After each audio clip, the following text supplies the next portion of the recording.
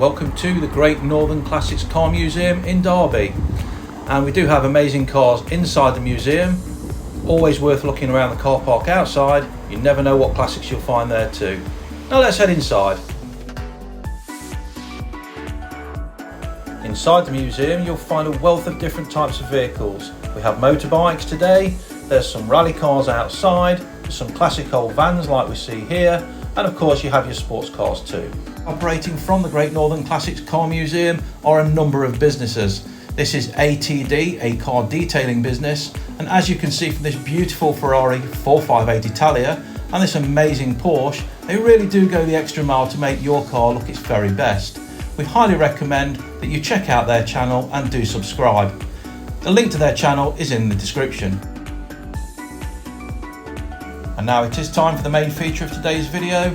We're going to be fitting these beautiful PMD seats back into KARR. Before we do that, let's take a quick look inside the car and remind ourselves of what an amazing dashboard this vehicle really does have. Let's go ahead now and remove the 4 nuts from the car's floor, which is where we'll be bolting the seat rails down to.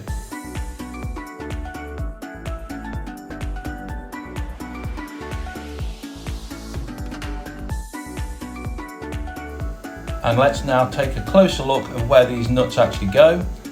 As you'll see, I'm just going to point out for you where we have 4 threaded like studs, if you like, coming out of the ground, 2 to the front and 2 at the rear. And this is where your seat rails need to locate. And these nuts, which I'm showing you here, just screw down over the seat rails to secure them down in place. We're going to be using a 13mm ratchet spanner on all 4 of these. We find this gives far better access than trying to use a socket and a ratchet. And now with the car fully prepared to receive the seat, let's take a closer look at the seat rails. I'm pointing to 4 points which go over the studs inside the car, which we've just looked at. We place the seat over those, we pull this lever, and that will allow the seat rails to move forwards and backwards, which will give us better access to each one of the 4 threaded studs to put the nut on, and then use the ratchet spanner to tighten them down. The seat rails themselves are held to the seat base using 4 13mm bolts. We need to move the rails up and down in order to gain access to these to bolt them to the seat base.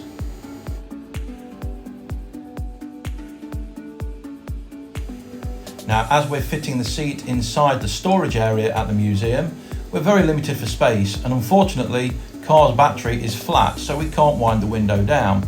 This makes access inside the car to place the seat on its rails on the studs somewhat challenging.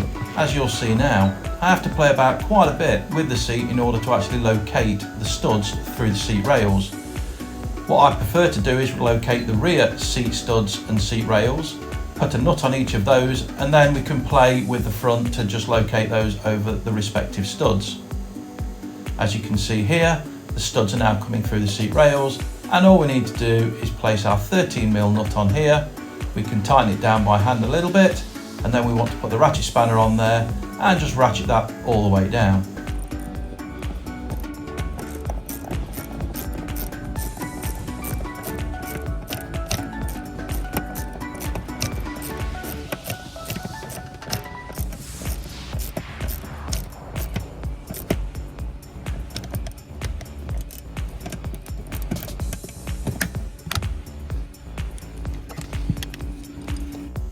And that's the rear left nut fully nipped down. Let's go ahead now and place the nut on the rear right. As we can see, the seat is placed in its most forward position in order to give us better access to each of the nuts. Let's make sure we get the ratchet spanner on the correct way, and then we can put that on and just nip that nut down as well.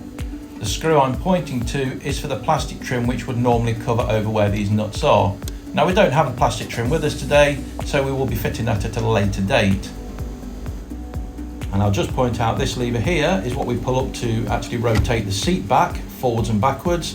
But in order to gain better access to the studs, which are covered over at the moment with the seat base, as seen here, we need to use the lever underneath the seat base. And all we've done is push that seat all the way back using the lever underneath, and we've gained better access to these 13mm studs and nuts at the front, and we've used the ratchet spanner there just to tighten those down. I hope you'll agree that really is quite simple and anyone could do it. Now, the plastic trim is missing at the moment, but again, we'll be fitting that at a later date.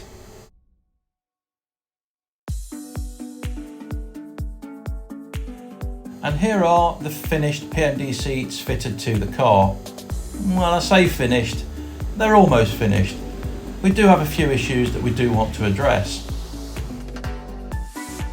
Let's just remind ourselves, these seats started out as stock 1983 Trans Am seats or Firebird seats, and we've converted them into these PMD seats you see here.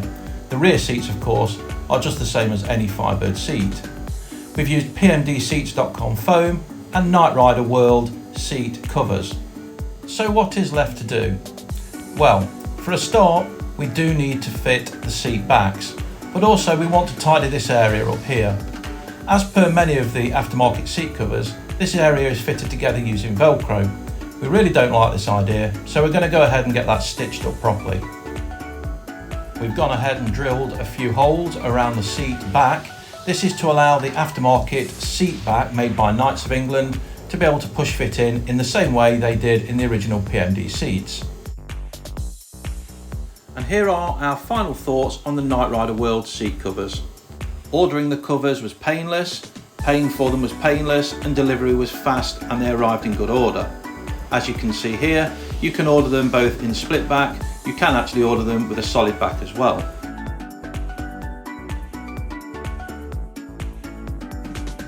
As for the material itself, it's extremely accurate to what the original 1982-83 material was. We highly recommend this material for that. As for the fit, well, we have to bear in mind that the seats themselves are not real PMD seats, and we did have a few issues with the pull and the stretch across the back on one seat, and also the Velcro doesn't quite fit in the way that we'd like it to, which is why we're going to go ahead and have those stitched up for a better finish. But overall, I'm going to give this set of seat covers 10 out of 10. The only reason we have the fitting issues, I think, is because we're not fitting them to original PMD seats. Let's now talk about this PMDseats.com's seat foam. The ordering process was simple, it was easy, it was fast, and delivery was good, and they arrived in good order. As you can see in the seats, they fit our seat frames very well. If you have a set of original PMD seats, we're confident that this seat foam will be an adequate replacement for yours. We're going to give these seat foams 10 out of 10. If you'd like to order these seat foams and you have any concerns, please contact us and we'll assist with the ordering process. You can find links for both the seat covers and the seat foam down in the description.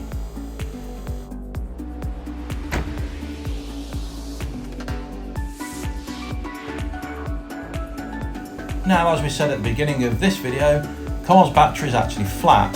So we're going to go ahead and lift up the hood, and we're going to remove the battery charger which has been fitted to the car, which unfortunately isn't working, with one of our own which we know will actually bring this battery back to life.